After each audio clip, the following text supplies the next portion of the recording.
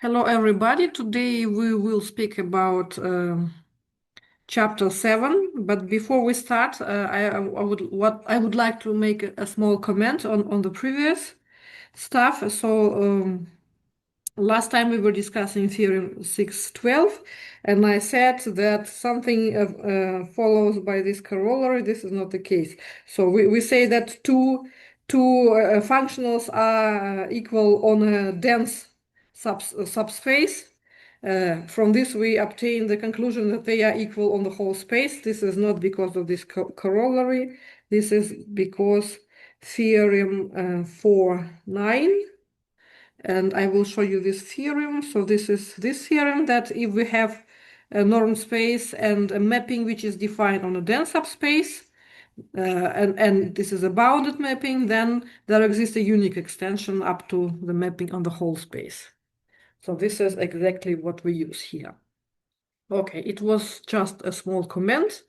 And now we start our lecture 14 and chapter 7. Okay, so this is about weak and weak star topologies, but in order to introduce them, we need a more general construction, this topology sigma EF. So before we start, let me recall some things. So definition 1.7, a topological space is called Hausdorff if for all distinct points x and y in x, any couple of different points, there existed disjoint open neighborhoods of x and y. That is, we may separate any 2 points by disjoint open sets. One more remark, recalling, so it was remark 1.4. So if we have a topological space, a base or basis of the topology tau is a family beta, which is a subsystem of sets from tau, such that every open set of the topology tau can be represented as the union of some elements of beta. For example, in the metric space, we may consider all balls. They are base of the topology generated by the metric. So the elements of this base or basis are called basic open sets. So once again, any open set can be represented as a union of some basic open sets. Equivalently, a family beta of subsets of X is a base for the topology tau, if and only if it is, of course, a subset of subsystem of the system of sets tau. And for every open set U from our topology and any point X in U, there exists some basic open set B from beta such that it is a neighborhood of X and it is inside this set U. Okay, so we have discussed it somewhere in chapter 1. Now just to remember these things. Okay, let us recall some things which we have discussed in previous chapters. So let X be a norm space. Then we have defined 2 different X stars. So I make it just bigger. So this is just a star, and this is a star like a snowflake. So X with a star is the set of all linear functionals on X, and X star, where star is like a snowflake, is the set of all continuous linear functionals on X. And we have already clarified that X star with snowflake star is a subset of X star. Yes, just from the definition. And if the dimension of our norm space X is infinity, then the topological dual is, of course, a subset of algebraical dual, but in this situation, topological dual is strictly smaller. So it's a proper subspace of X, of topology, of algebraical dual.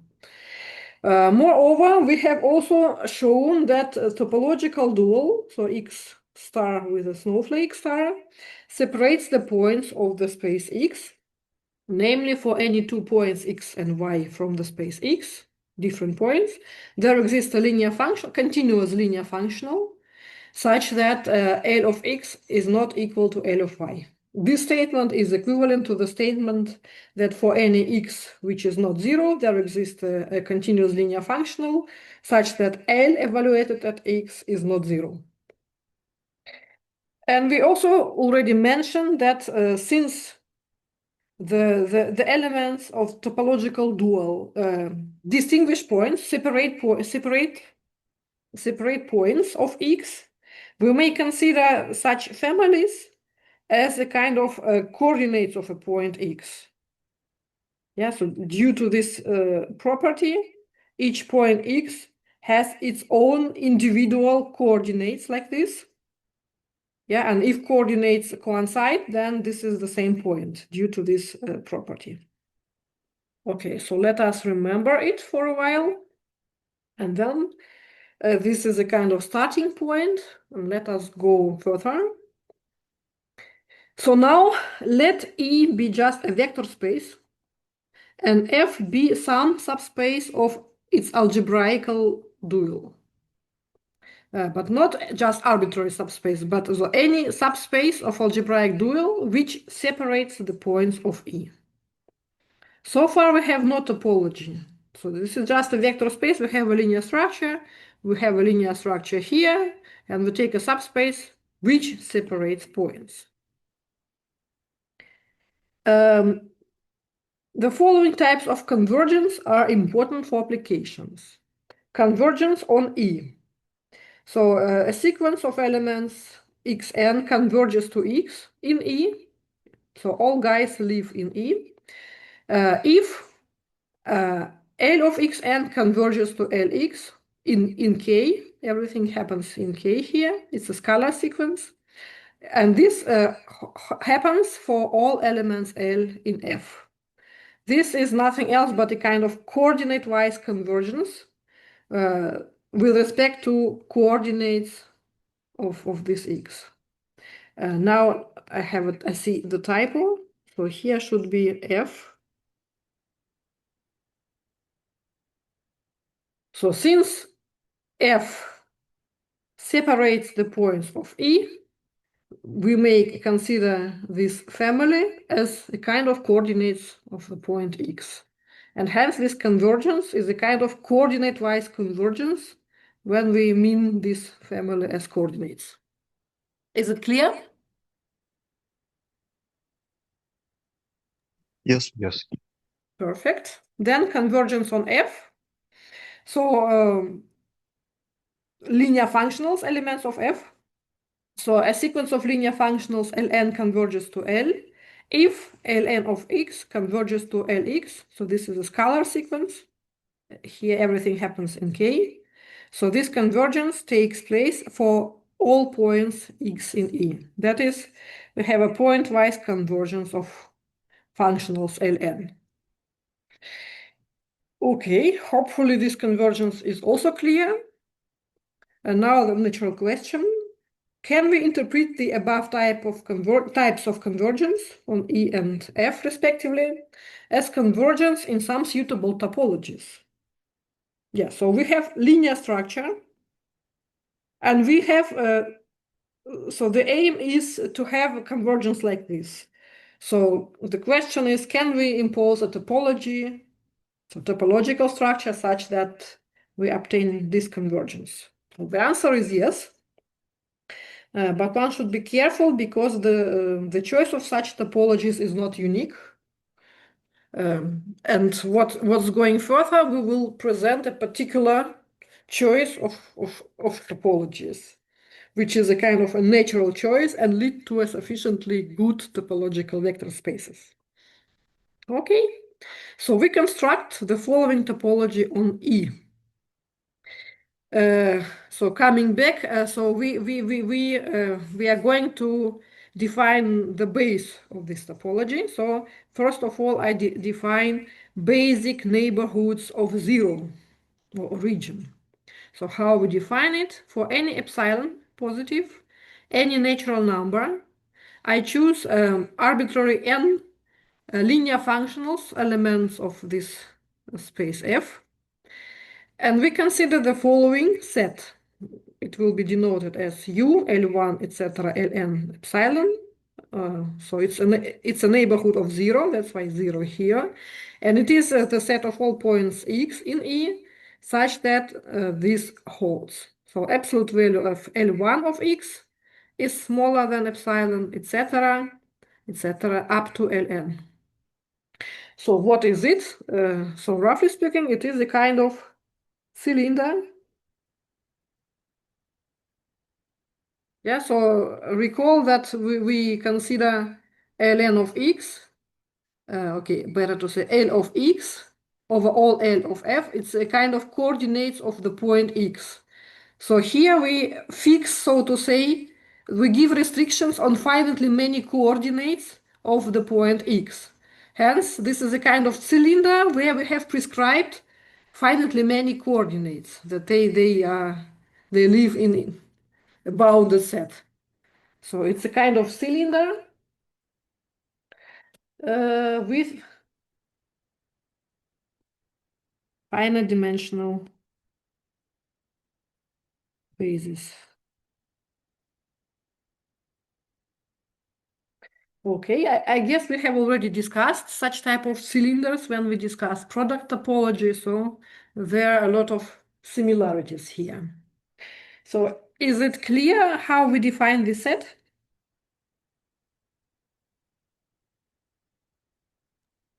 I think yes. Perfect.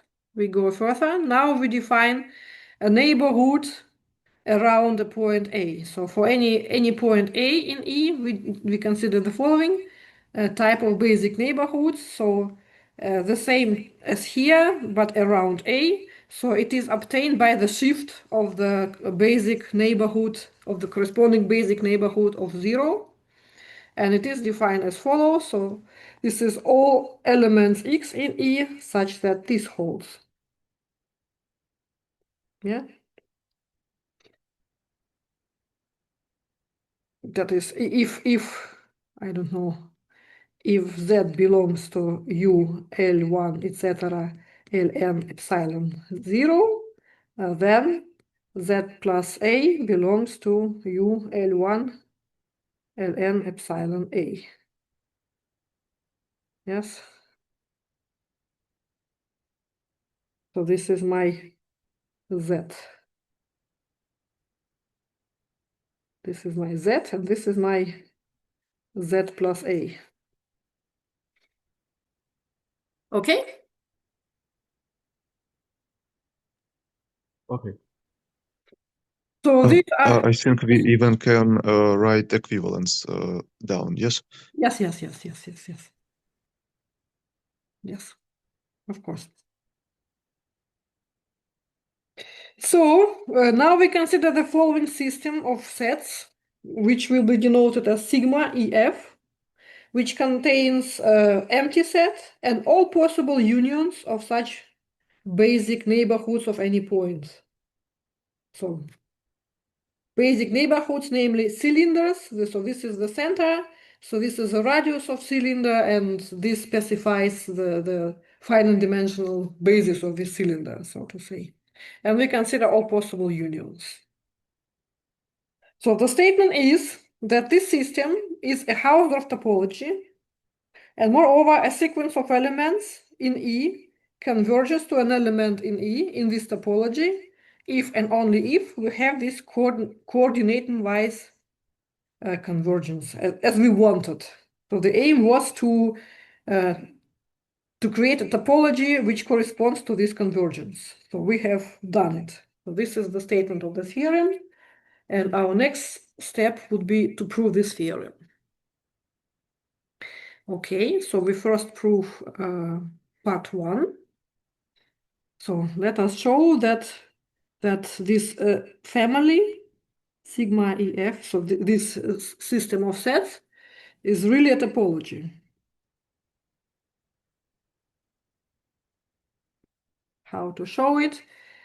So since we have arbitrary unions, all possible unions are inside. So the only thing we have to show is, so enough to show that the set V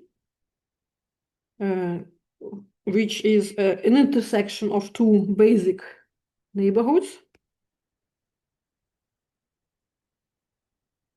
We take a basic neighborhood around A, so neighborhood of A, intersect with some basic, let me call it, okay, F1, Fm, with some radius delta, and this is a neighborhood of B. So we want to show that intersection of two basic neighborhoods is again an element of this system of sets. So how we show it?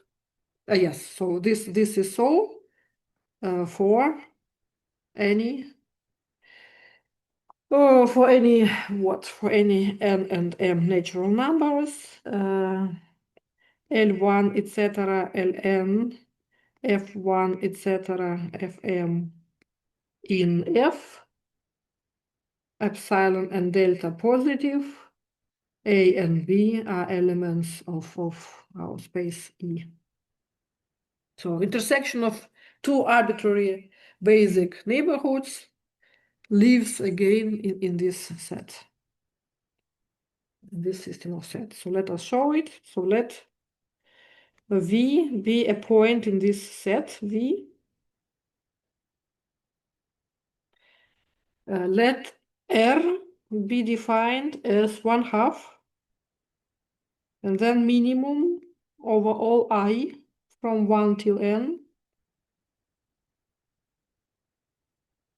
and over all j from 1 till m.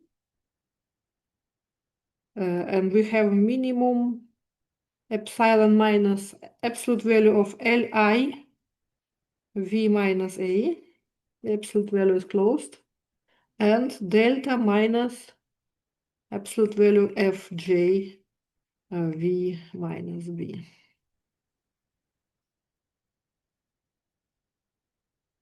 Then the statement is as follows. So such basic neighborhood L1, etc., Ln, F1, etc., Fm with a radius r around V belongs, so is a subset of the set V. So we have to show it. Of course, this is the claim. Indeed, let X be some point of this nice set L1, etc., Fm, R, so this is my R, V, then absolute value Li of X minus A, we can calculate it as follows. This is using the linearity of Li. This is absolute value of Li of X minus V plus Li of V minus A. And this is smaller, strictly smaller than R plus Li of V minus A, absolute value.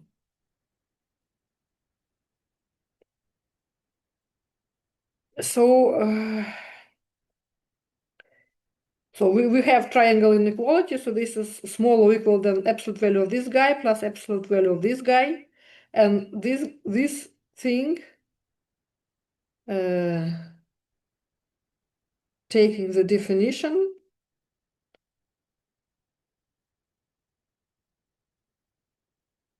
so taking the fact that X lives here in this neighborhood, so this stuff is smaller than R. Everything is clear.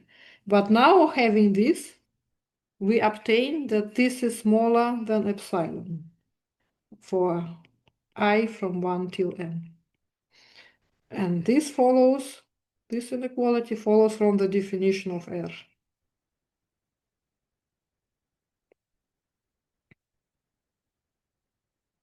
Yeah, R is 1/2 minimum of this thing.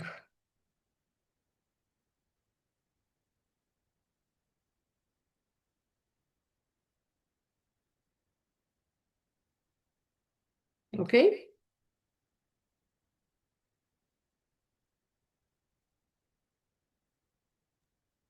Okay.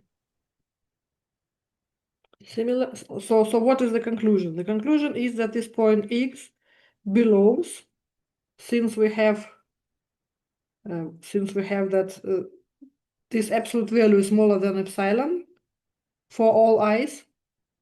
Hence, this X belongs to the basic neighborhood UL1, etc., Ln, epsilon around A.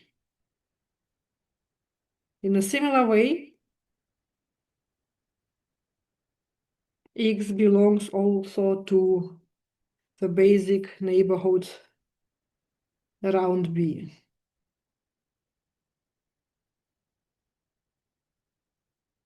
And hence we have shown that this point X belongs to the intersection of both and hence belongs to V.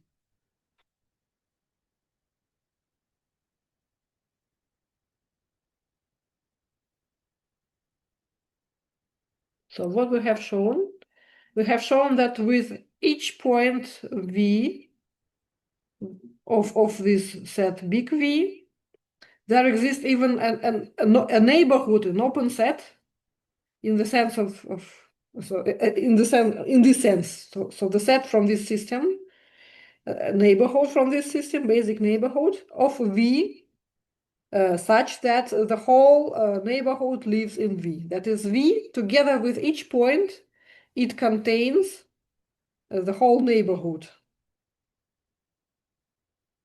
Hence, V can be represented as a union of such neighborhoods, and union is taken over all its points.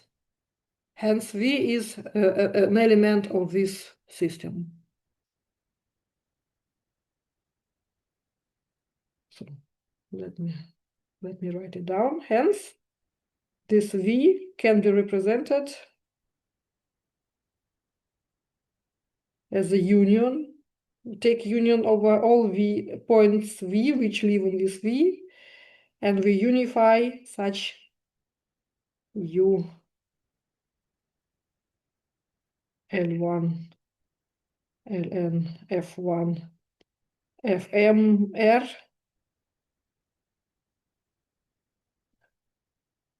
Probably it's not quite clear what I mean, but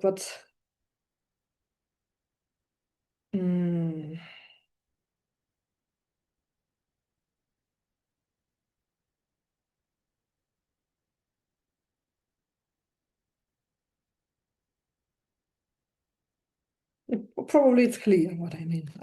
So we have fixed this neighborhood and this neighborhood. We have constructed its intersection, and now for each point of intersection, we consider the corresponding neighborhood of this point which lives here. Hence, this set V can be represented as the union of such neighborhoods. And these are elements of this system. And hence, the whole V is an element of this system. And this is exactly what we wanted to show, that this V belongs to this system. So is it clear? Yeah, I think it's clear. Perfect. So we have shown that this system is a topology. And now the task is to show that this is a Hausdorff topology. So this will be point number 2. But for this, I need to open a new slide.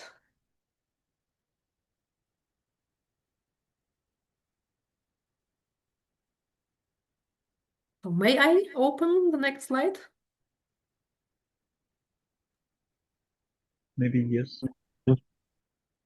Perfect. So next step, we show that this topology sigma EF is Hausdorff. That is, that we may separate any 2 points by disjoint open sets. Open in the sense that they live in this family.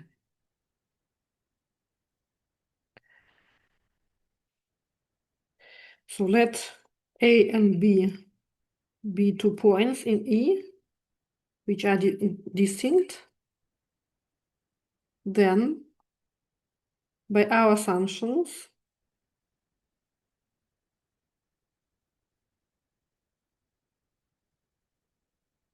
so our assumptions were from the very beginning that F separates points of E. This means that there exists a linear functional L which belongs to F, such that L of A is not equal to L of B. So this linear functional distinguishes these two different points. Hence, with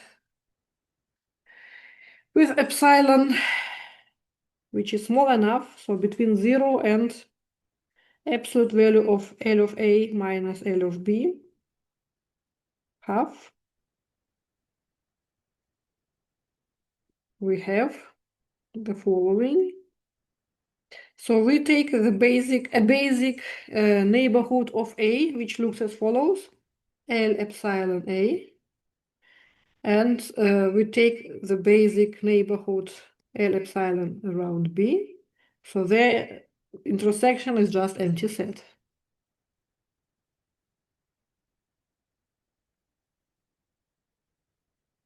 So you see that for any 2 points which are distinct, we have constructed two basic neighborhoods, so two open sets, which are disjunct, and of course they are neighborhoods of A and B, respectively. So everything is perfect.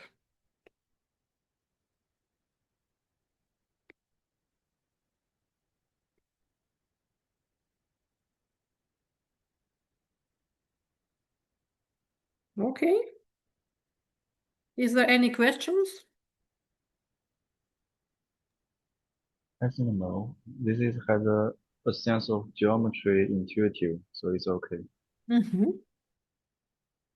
Okay, so let us go further and we prove the second part of this theorem, that the convergence in this topology is exactly the one we wanted. So a coordinate-wise convergence in the sense of these generalized coordinates. Oops. So let us prove it. So we have a sequence xn of elements of E. So let this sequence converge in this topology to X. So I recall, what does it mean that the sequence converges to X in this topology, in some fixed topology? This means that for any open set from here, which is a neighborhood of X, there exists a big N natural number such that the whole tail of this sequence, that is all elements Xn with index bigger or equal to this fixed N, all these elements live in this given neighborhood of X. In particular, this holds not only for arbitrary neighborhood of X, but also for basic neighborhoods of X from this topology. Hence, for any L in F and any epsilon positive, there exists N natural number such that the whole tail, that is all Xn with indexes big enough, belong to the following neighborhood of X.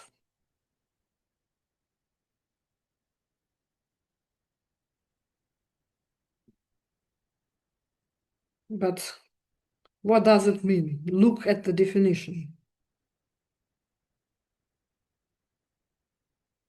That is, for any epsilon positive, there exists n natural number such that L x minus xn absolute value is smaller than epsilon. And this happens for any L. So here we have that L of xn converges to L of x. Yes, and this happens for any L. That's it. No, not that's it. We have shown, so you see here if and only if. So what we have done here, it is a kind of, so in one direction. Which direction it was? It was this direction. So a sequence convergence, hence we have this. Now let us show the opposite direction. So assume Lxn converges to L of x for any L in F. Hence, for any epsilon positive and for any L1 Ln in F, there exists a natural number n such that xn belongs to this neighborhood.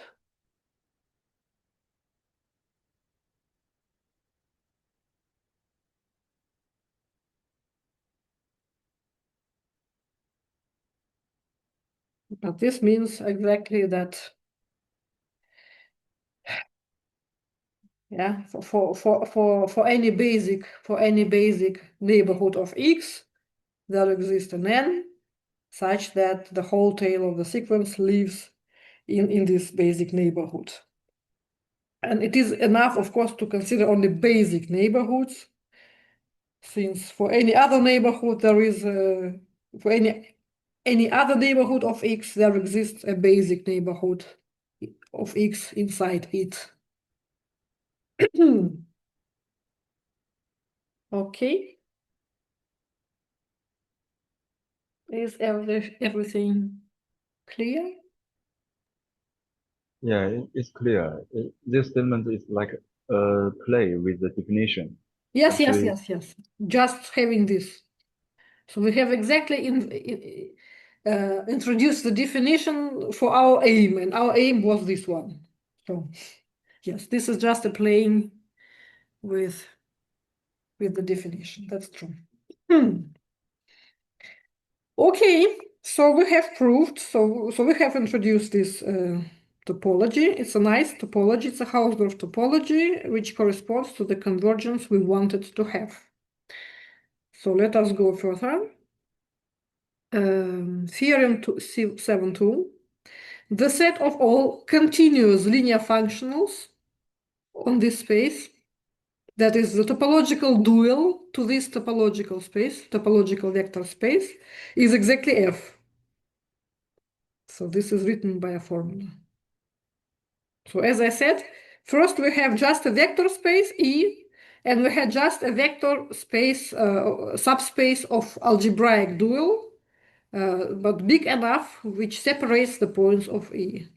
Now we have created a topology on E such that this set is exactly the topological dual to this topological vector space.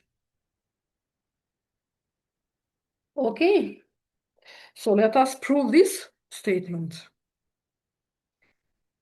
Proof.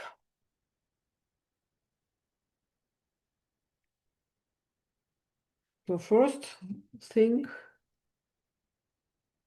the claim is that any element L of F is continuous, since the preimage of the open set of the open ball of radius epsilon, the ball in K,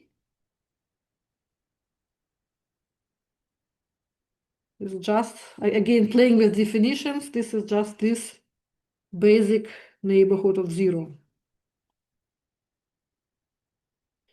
So this is a subset of K.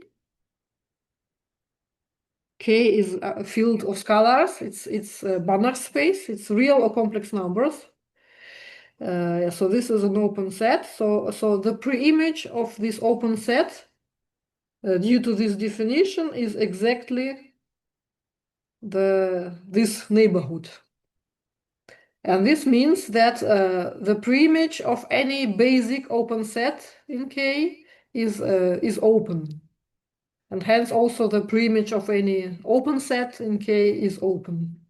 It's enough only to deal with basic open sets. So by definition, or by one of the equivalent definitions of a continuous mapping, we see that this mapping is continuous.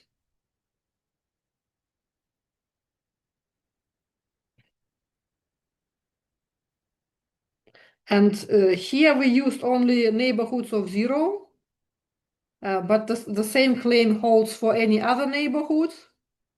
So here any point, here, and we use, so let me specify like this. Since we have this plus linearity of L. So we have shown continuity at zero, so to say, but it is enough because L is linear.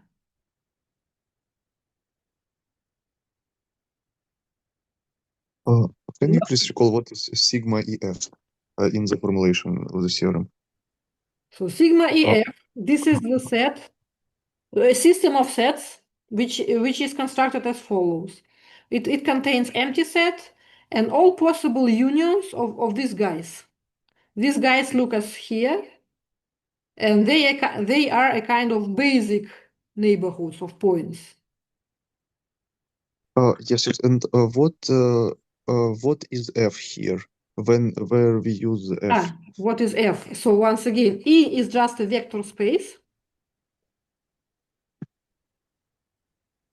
So if we have a vector space, then we have its algebraic dual. So not topology, just linear structure. So F is a subspace of algebraic dual such that F separates points. Okay. So, sorry, if we now we work not with the whole function linear functionals, but with subspace. Okay, sorry. Yes. I didn't say that it should be a proper subspace, probably all, but we know, we have already mentioned it today, that if we have an infinite dimensional vector space, for example, norm space, yes, we consider norm space X. So if it is infinite dimensional, then continuous linear functionals, so topological dual is smaller than algebraic dual. So there, if we have a norm space with infinite dimension, then there exist linear functionals which are not continuous. Yes, Thank you very much. So this is the point where we are interested probably not to deal with all, but with some of them. Yeah, and we are playing with this. We may choose different subspaces. The only need is that F separates points. So it should be big enough. Okay. Yes, thank you. Thank you very much. Okay, thanks for your question. So what we want to show this, but first we show what we have shown. So far we have shown that this F, so we have shown this. So any element of F is a continuous linear functional, so F is a subset of topological dual. Okay, so now let us show the opposite. For that, I want to open the next slide. Okay, please. Perfect. So next step. So let my L belongs to this algebraic dual 2E.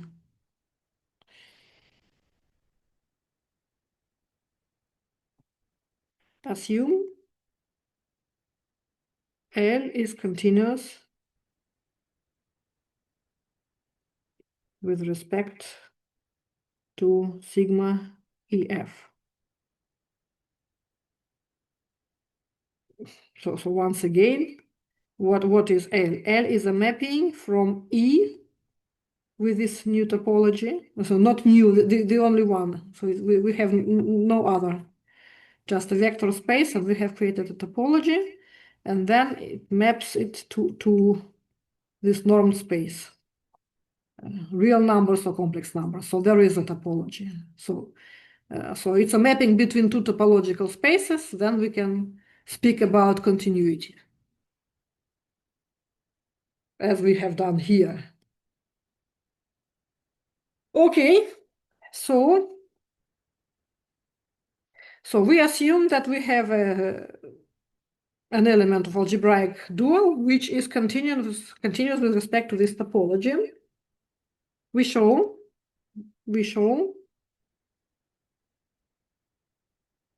that L is nothing else but an element of this set F. So let us show it. So since L is continuous with respect to this topology,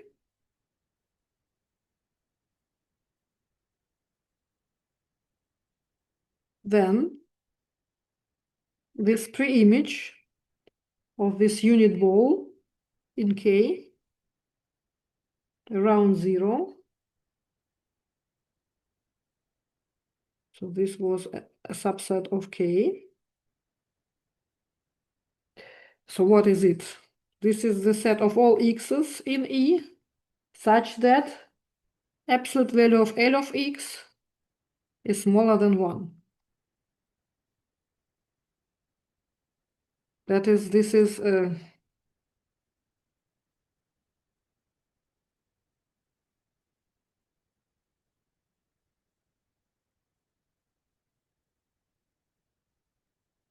okay. No. So that's it. Wait. So we have this. We assume that L is continuous. Hence, this set, which is the pre-image of an open set, it should be open. Then this set is open in this topology.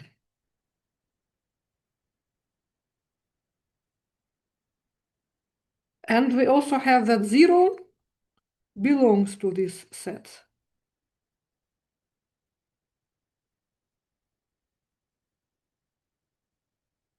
Yeah, we know that any linear functional, just linear, satisfies that L of 0 is 0 due to linearity, nothing else. So the preimage of a neighborhood of 0 is an open set which contains 0. That is, it is itself a neighborhood of 0 in E. Okay? Okay. Hence, there exists a basic neighborhood. Why?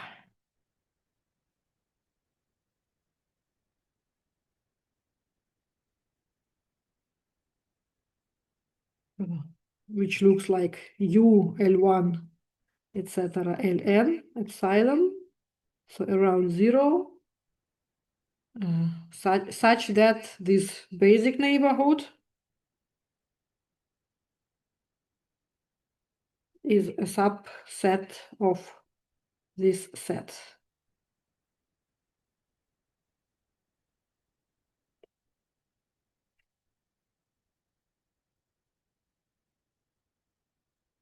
Yeah, since L is continuous, pre-image of an open set is open, and it contains 0, so it's a neighborhood of 0. Hence, there is a basic neighborhood of 0, which is included in this arbitrary neighborhood of 0. Okay, what does it mean? Hence, the set of all x's in E such that absolute value L of x is smaller than 1 includes the set of all x's in E such that absolute value L1 of x is smaller than epsilon, etc. Absolute value of Ln of x is smaller than epsilon. I have just rewritten what we have already said. But what does it mean? So this set includes a smaller set, which is just the intersection over all I from 1 till n kernels of linear functionals Le. Yeah? Kernel Le means that Le of x is equal to 0. Compare this condition and this condition. We have here n conditions, here we have intersection over all conditions. Le of x equal to 0. Agree with this statement? Yes. Okay, perfect, but this stuff is a subspace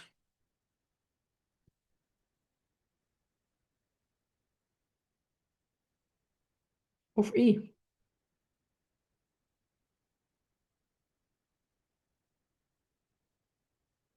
And what do we have?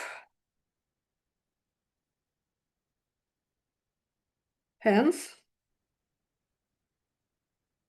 this subspace has a nice property that this linear functional is bounded on this subspace. So I can write down that L restricted to this subspace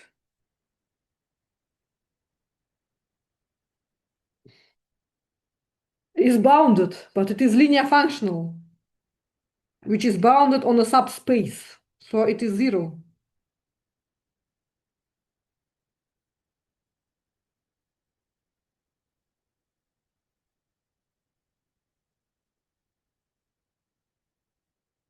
And bounded on this subspace.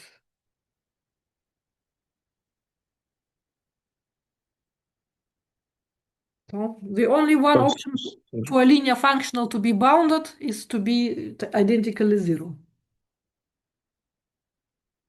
Can you please explain why L is bounded on it? Yes, because this subspace is a subset of this Okay, set. okay. Thank you very much. Yes, I can see. Thank you. Yes. Okay. So this is just the beginning of the story, so to say. So we show now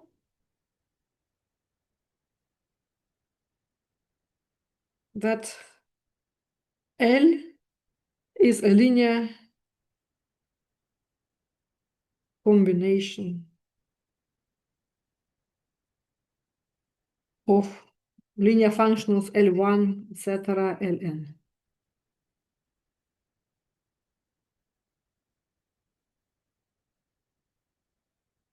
I recall that when we were discussing this, yeah, so it is a basic neighborhood of this sigma EF topology. This means that here are my linear functionals, they are elements of F. They are elements of F.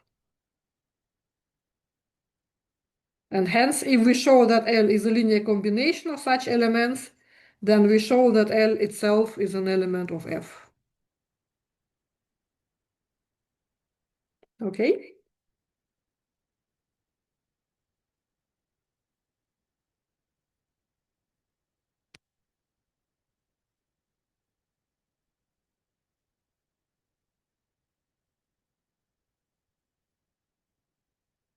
You follow the logic? Yes. Yes. So now the task is to show this wait. To show this claim.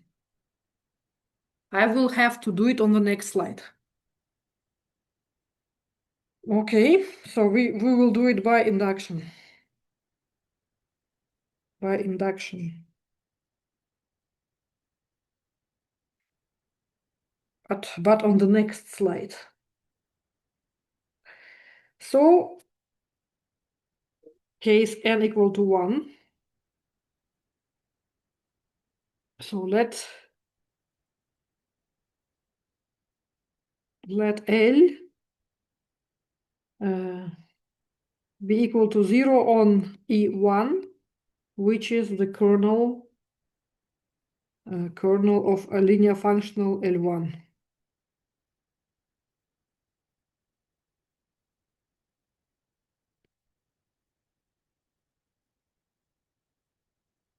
If E1 coincides with the whole E, then this may happen only if L1 is identically 0, and hence then L is itself identically 0, and that's it. This is not the interesting case.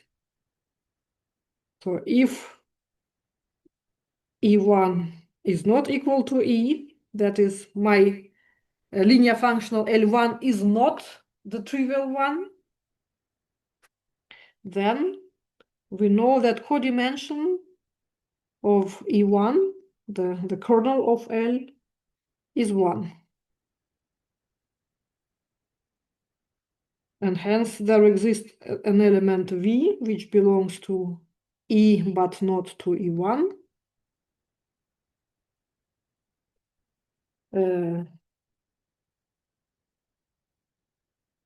And the whole space E can be represented as a direct sum of linear span of V plus E1.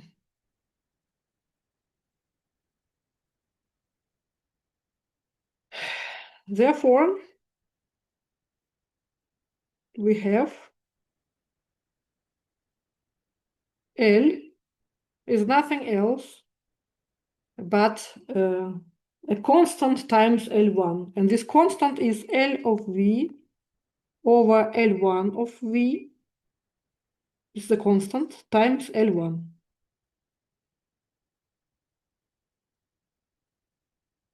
Yeah? So you see at any point from here, any point which has, so any point from here has the form alpha times V. So for any point, so on this one-dimensional subspace, these two linear functionals are proportional. And the same proportion due to linearity. So having just the value at one point, due to linearity, we construct this proportion. And here both are equal to 0. So the left-hand side is 0, the right-hand side is 0, no problem. So there is no problem both here and here. So this identity due to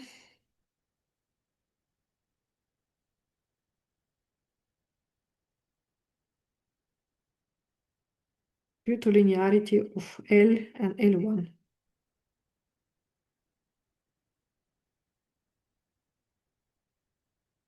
So in the case n equal to 1, we have shown that L is a linear combination of only one linear functional. That is, L is proportional to this linear function. Is it clear?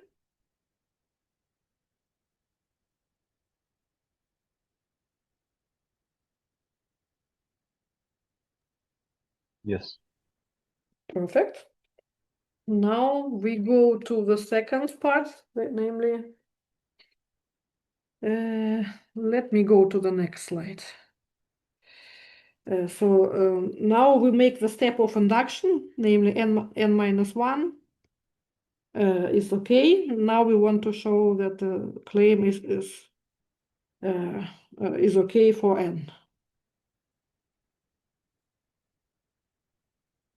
So this is the step of induction. So let L restricted to a so intersection of kernels.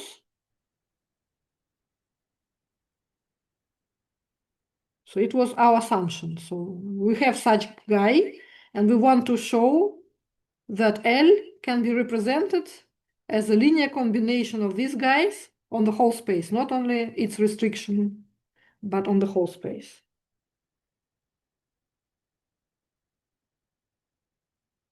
So we consider the following linear functional: L restricted to the kernel of Ln. And this is the linear functional which maps kernel of Ln into scalars, the field of scalars.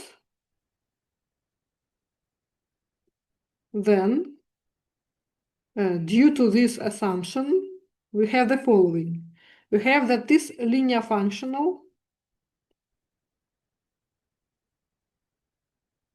so this linear functional restricted to such intersection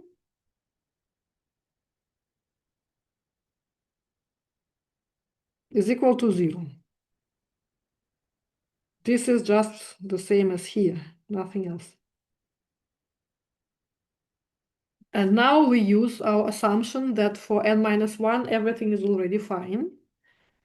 That is, there exists C1, Cn-1, such that this linear functional is just a linear combination C1 L1 of x plus Cn-1 Ln-1 of x, and this holds for any x in kernel of Ln.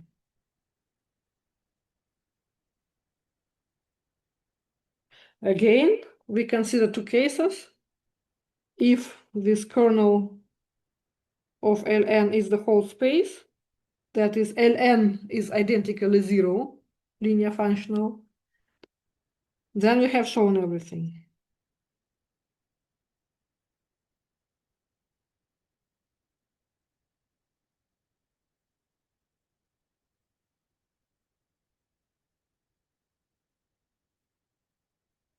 So if kernel of Ln is not E, then we know that for any linear functional codimension of its kernel is equal to 1.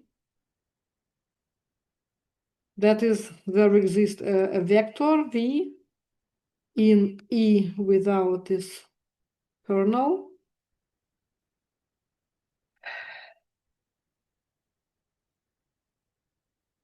Such that E is the span of V plus kernel Ln.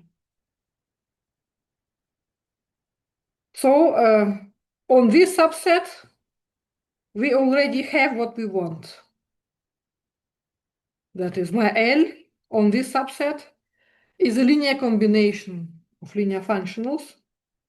But now we need to make this one more extension for one more dimension, and we do it like this.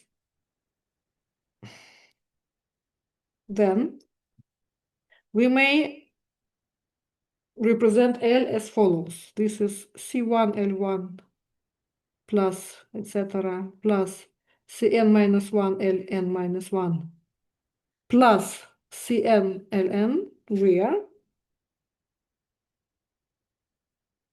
my Cn is defined as follows.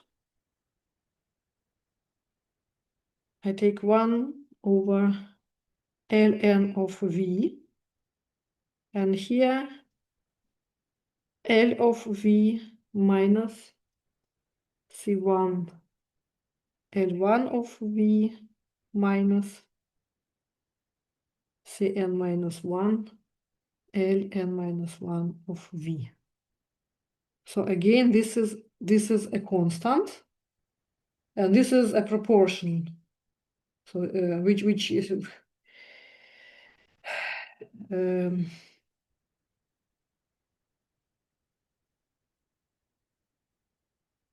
so roughly speaking, so on this set, L is this linear combination, and here L is proportional to Ln, and this is the if I am right. So this is how one defines this proportion, but it happens similar to what we have seen on the step 1 for n equal to 1.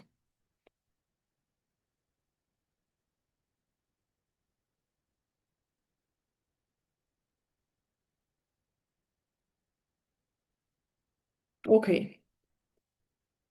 So this is a home task for you to think about this and to understand what has happened here. So I have given you an answer, but you are welcome to think yourself about why this is the case, because I see that the time runs very fast.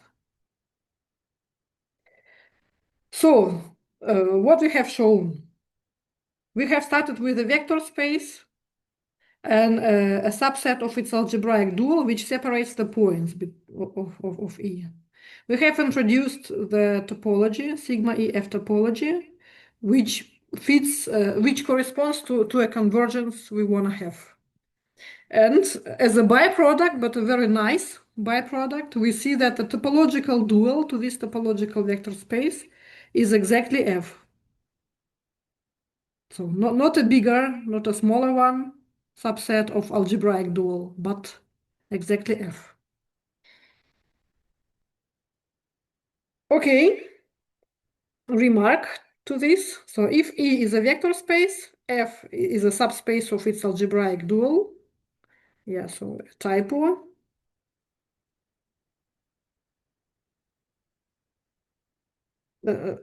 A subspace of its algebraic dual, which separates the points, then there always exists a topology on E, namely this one, such that F becomes precisely the topological dual of E.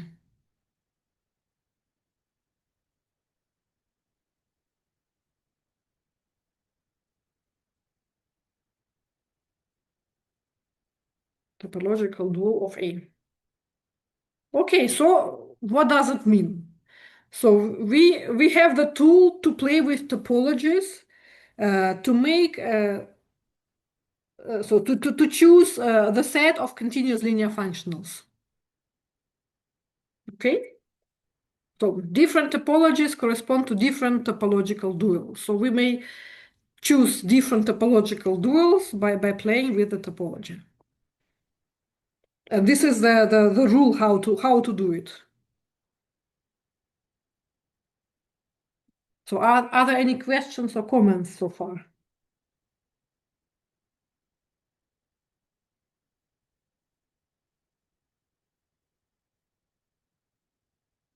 Okay, so let us go further.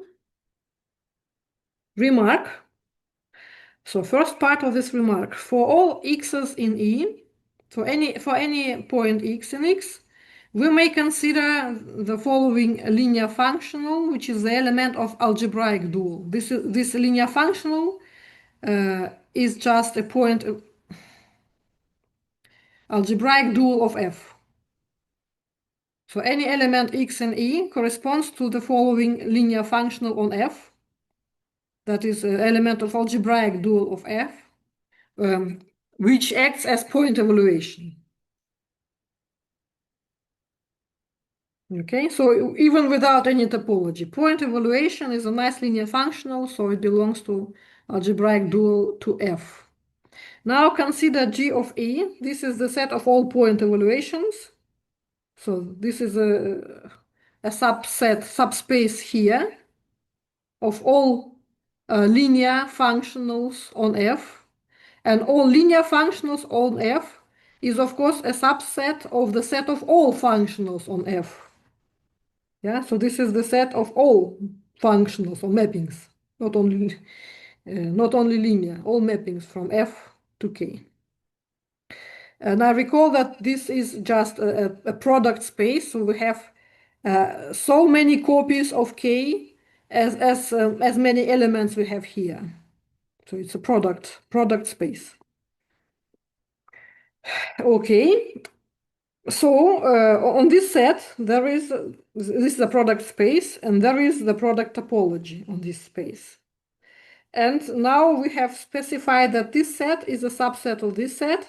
Hence, we may consider the induced topology. So the topology which is induced by the product topology here on a subset. So this is just the definition of the induced topology, which we have already discussed. So once again, so all elements, all points x in E correspond to point evaluation functionals of algebraic dual to F. So we have this guy, G of E. So it's like image of E in this set. In this set, we have product topology. Then on a subset, we have the induced topology. So one can show that my space E with this sigma EF topology is topologically isomorphic to the set GE, so the image of E under this canonical mapping. And this tau 0 endowed with topology tau 0, which is a trace of product topology from here on this set. So if you remember how we constructed this product topology, we also considered some cylinders, etc., etc. So construction here is make something similar. So this is not occasionally. So they are related. Moreover, so the convergence in this sigma EF topology here on E, we have shown in theorem 7.1 that the convergence of sequences in this topology is equivalent to the statement that it is a coordinate-wise convergence, where as coordinate we use all linear functionals from F. But this means, so this can be understood as the working of these linear functionals, or applying these linear functionals on L. Yeah, so this guy is the same as this guy is the same as this guy. Hence, this condition can be interpreted as condition that we have this convergence. That is, this is a convergence where? It is the convergence here. And it is a pointwise convergence of functionals.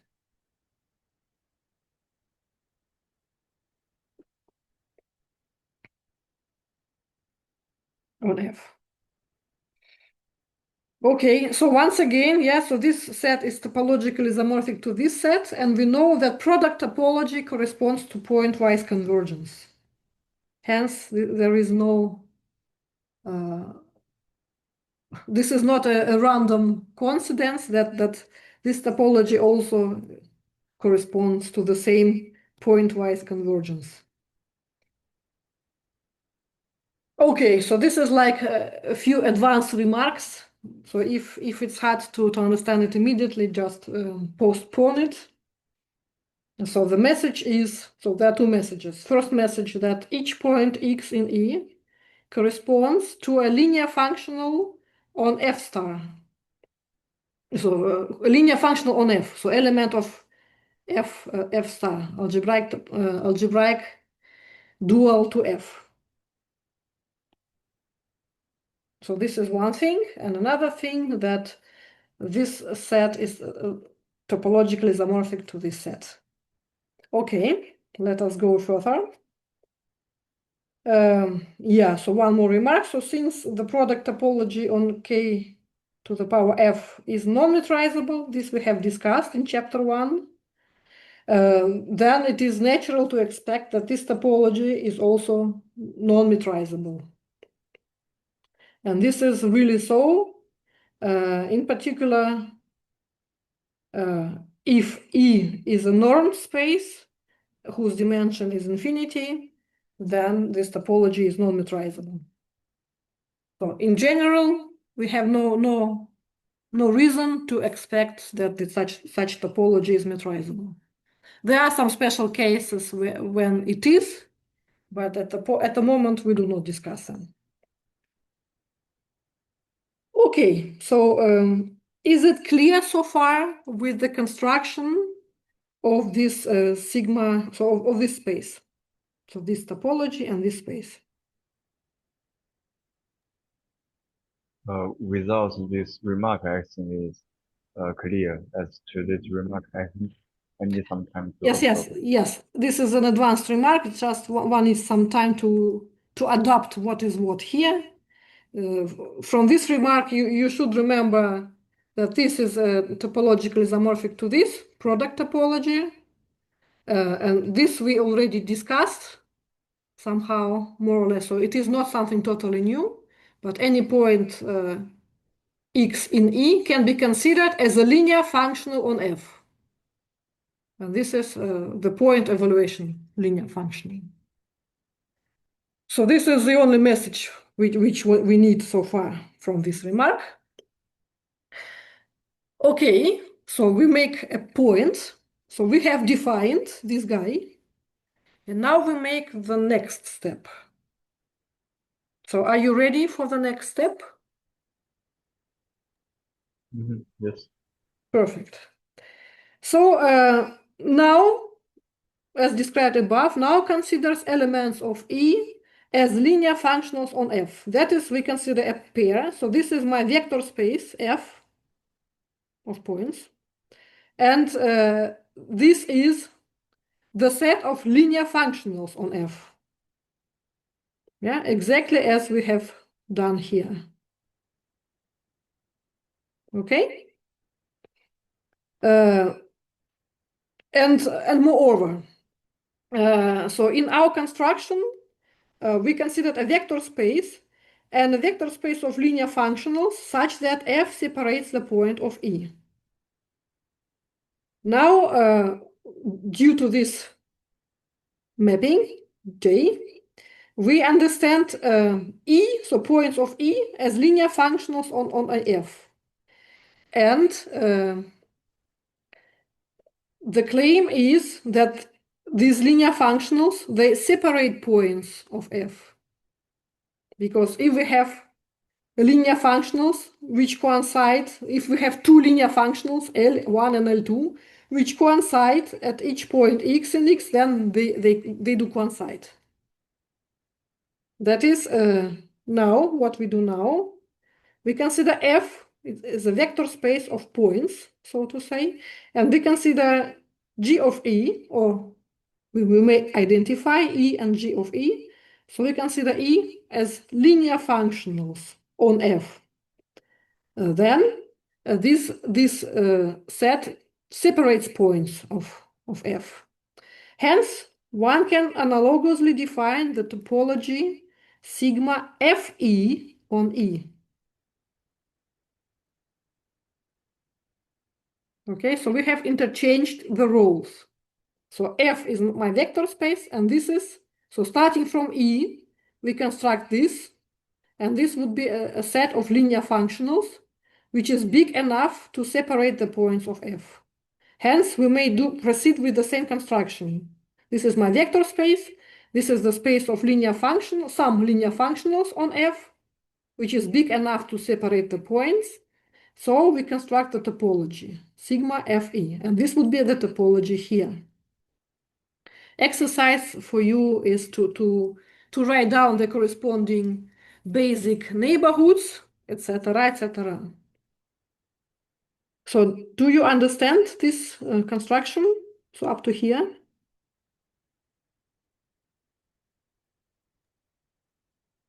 Yes. Okay.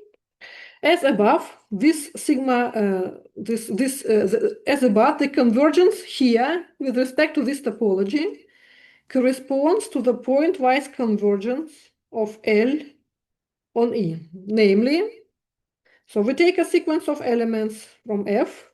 It converges to an element from F in this topology if and only if What does it mean that Ln converges in this topology? This means that for all linear functionals from here, we have this coordinate-wise convergence. So this is by theorem 7.1, I guess. That this topology corresponds to this coordinate-wise convergence. So this is written here. And now this guy is nothing else but this, and this guy is nothing else but this. Hence, this condition can be rewritten as this condition. But this means that my linear functionals Ln converge pointwise to the linear functional L. So pointwise on E. Pointwise convergence on E.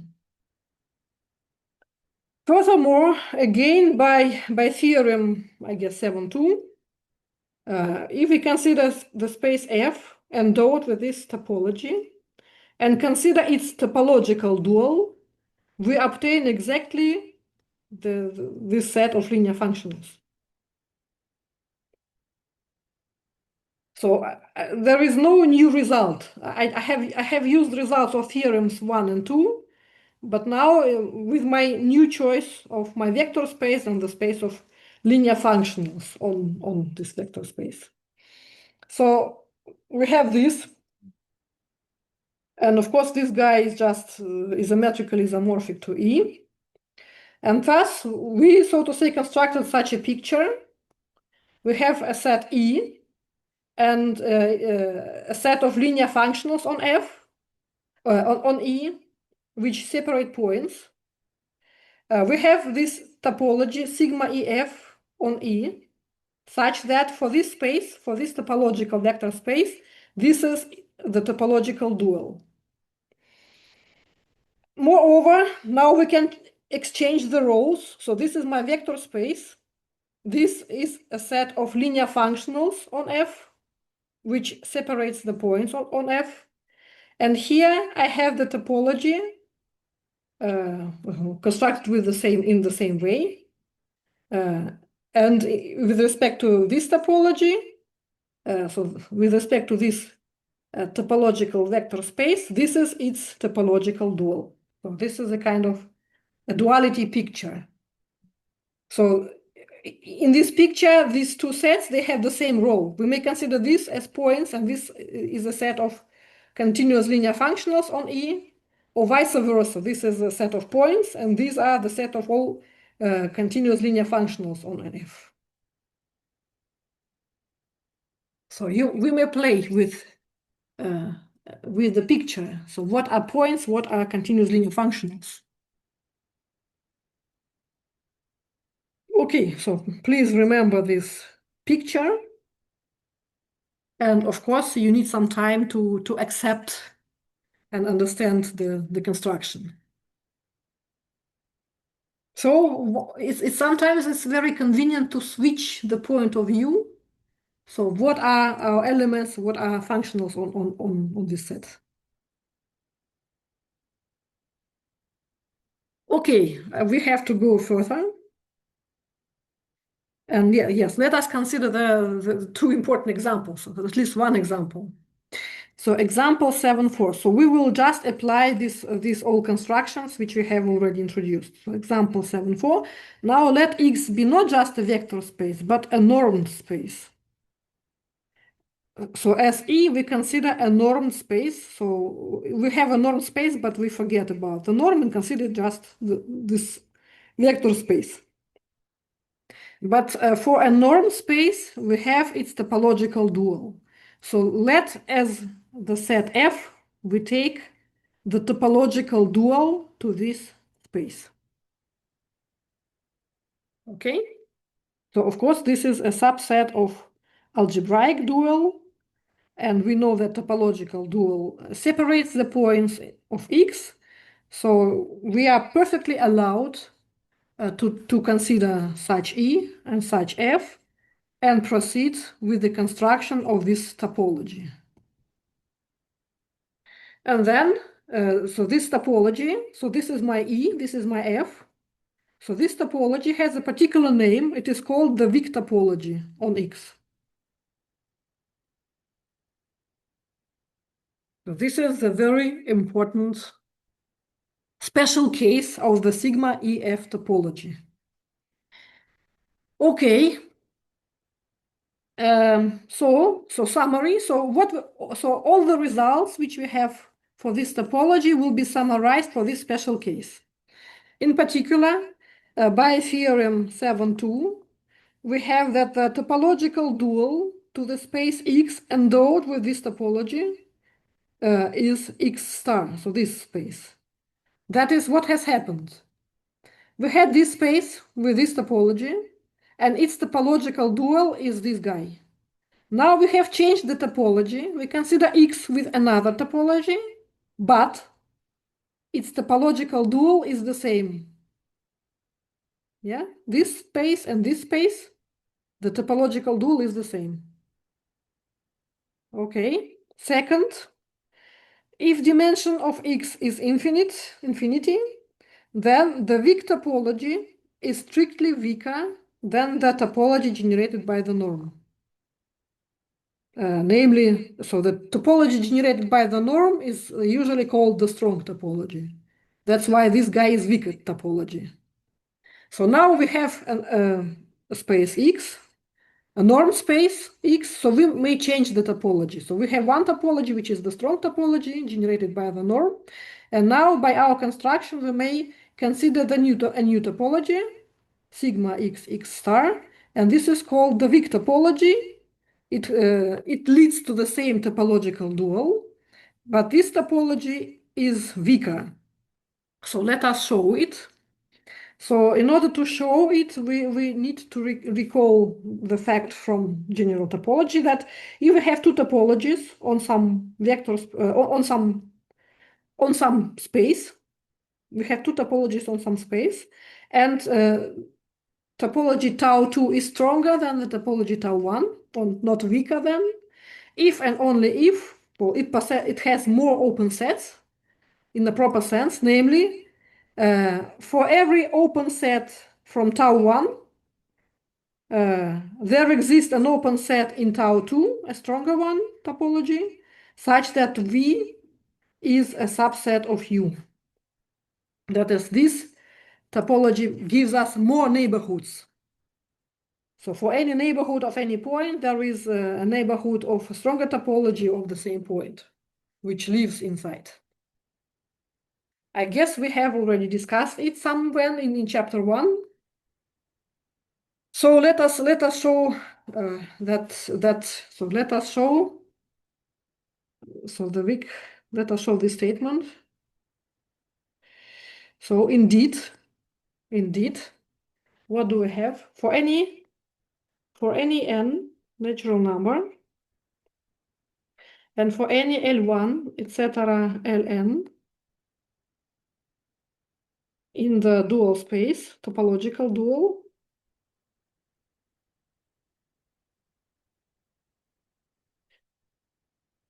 a basis, basic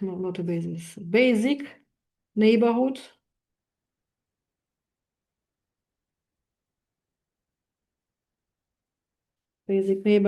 U, L1, etc., Ln epsilon 0. This is a basic element of this topology. Okay, neighborhood of 0. So this basic neighborhood of 0 contains an infinite dimensional vector subspace, which we have already seen. It's an intersection of kernels.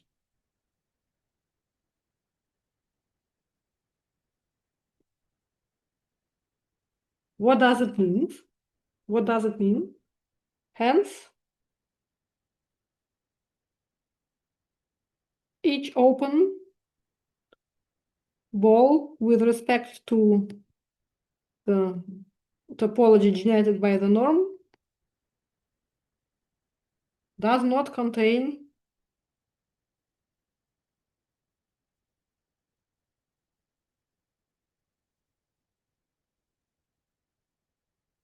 any sigma x star open set. Because, so the summary, if we consider this topology, all open sets there,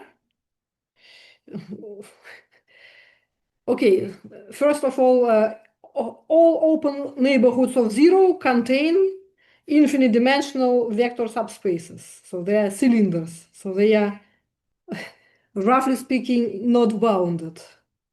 And hence, due to the construction of the topology, all open sets are of the same type. They are unions of cylinders, so they all are unbounded. So they cannot be subsets of open balls. Yeah, that is open sets in this topology. But on the other side, if we have such a cylinder, yeah, it contains infinite dimensional vector space, but there is no problem for this set to contain some bounded open ball. Yeah, so I guess we have already drawn this picture somewhere in chapter 1. So if we have a cylinder, yeah, so we can put open ball inside the cylinder, but we cannot put cylinder inside an open ball. That's why when you compare these two topologies made by cylinders and by balls, you see that the one with balls is a stronger one.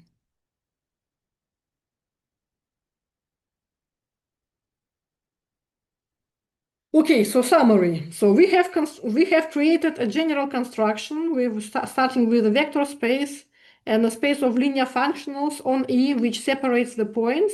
We have constructed a topology on E. Now applying this construction to particular case of a norm space and its topological dual, we obtain the topology which is called the weak topology. So we have changed the topology in X. Instead of the norm, the topology of the norm, we consider another topology.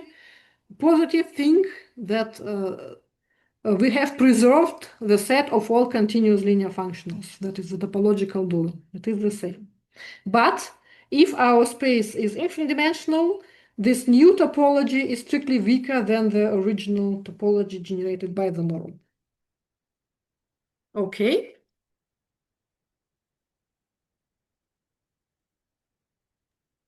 Okay. Okay, so further properties. A sequence xn in X converges weakly to X. That is, it converges in this topology if, and now my task, this is a task for you to say if what. So put all the puzzles together and how to characterize the weak convergence.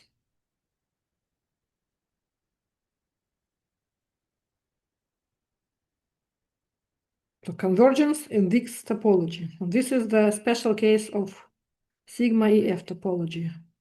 And sigma EF topology corresponds to which convergence? I'm waiting for your answer.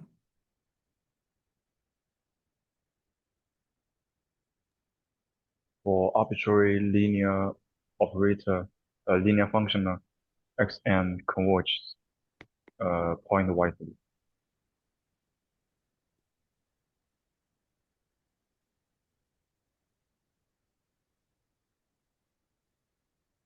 Yeah, coordinate-wise convergence. Coordinate-wise convergence, where these guys are taken as coordinates. Yeah? Yes.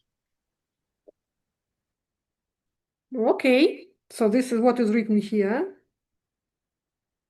So for this weak convergence, there is the notation. So instead of arrow, like a half of arrow, or sometimes one uses such arrow to specify the weak convergence, either this or this.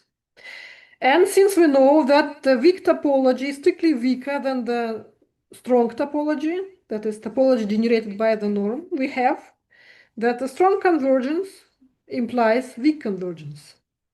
That is, if we have a sequence which converges to x in x with respect to the norm, then this sequence xn converges to x in this weak topology.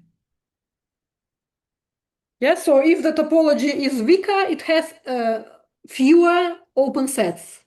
And then the condition that xn converges to x in this topology is easier to check.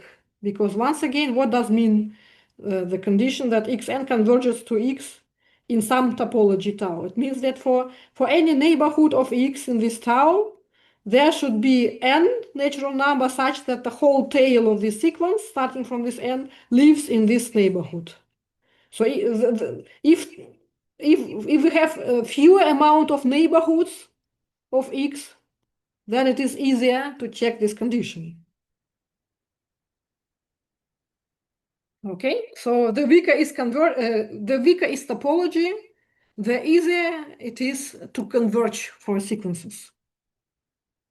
I guess we have discussed it already somewhere. Yes. Okay, so one more? No, I guess. Well, I guess it's a nice moment to stop here. So we have studied some new constructions. You need some time to understand this all. And then next time we continue with another example. Namely, you may think about it yourself. Namely, we have again a norm space, X, and hence we have its dual. But now we play as follows.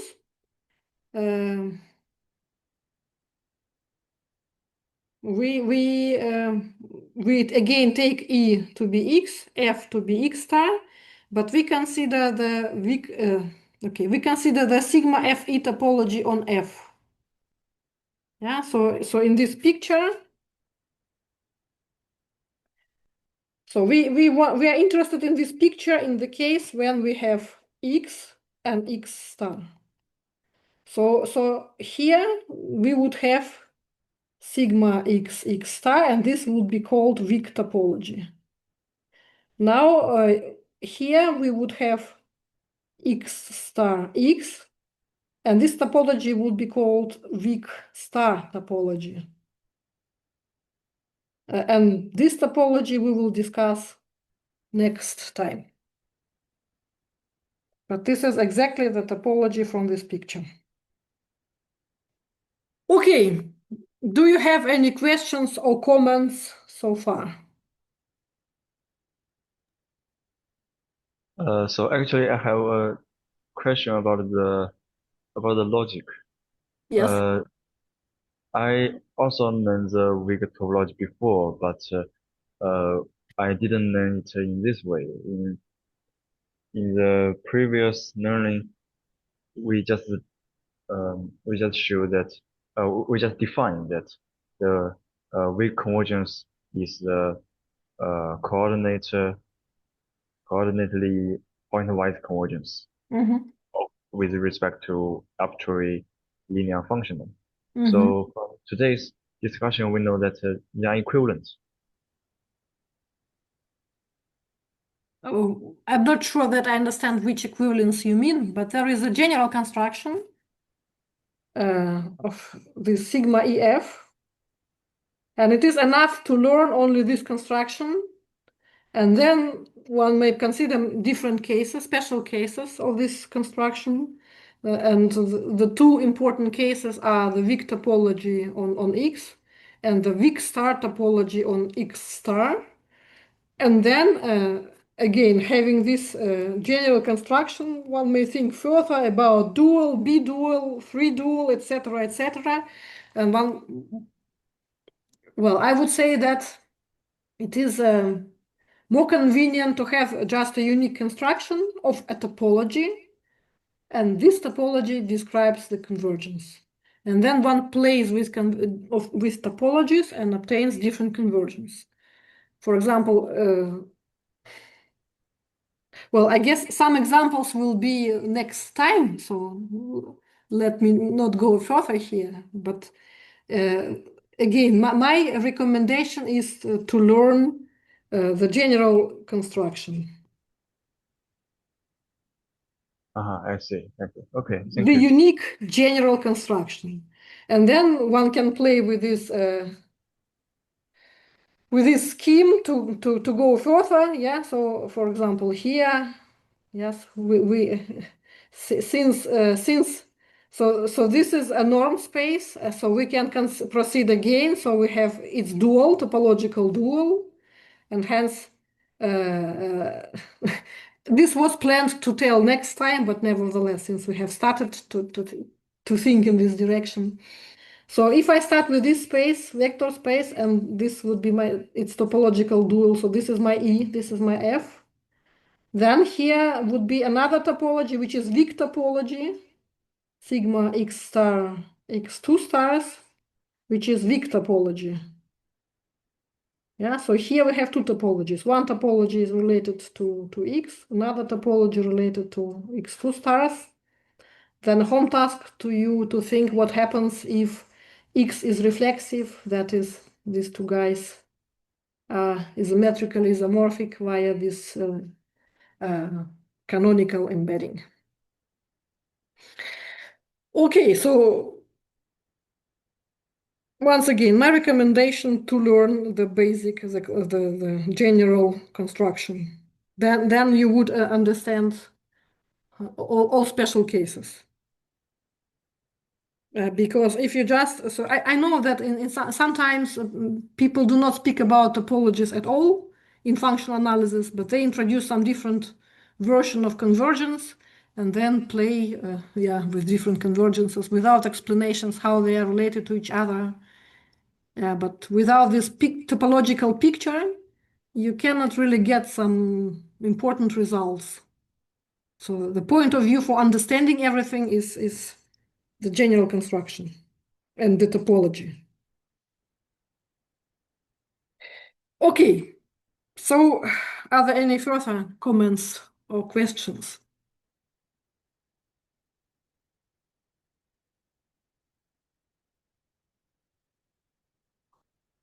Okay, seemingly this is not the case, so let me stop the recording.